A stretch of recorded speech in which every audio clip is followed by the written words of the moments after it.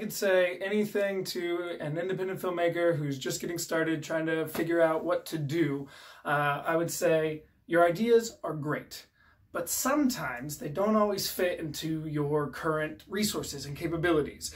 There's always a solution. You can still tell the story you really, really want to tell, but you don't have to have, your cars racing down the street where you have to shut down streets, bring in police, spend lots of money to do that right. There's another way to still get that. So my best advice would be think practically, but don't lose your vision. And it never hurts to ask for help and advice, but at some point you just need to look at your script and trust that you've put everything into it you can, and then go with it. What's any quick advice about cutting something down? Maybe it's too long or something like that, like feature to short or something. Okay. For one, your characters probably say more than you need them to.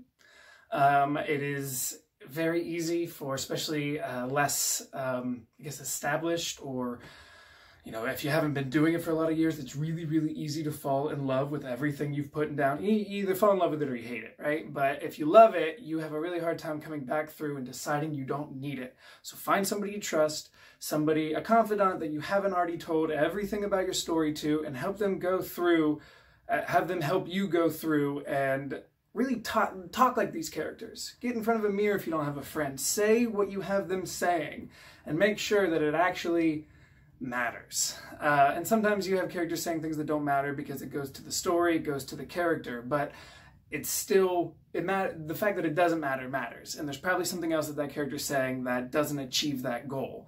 And then also be realistic about the locations you can actually get.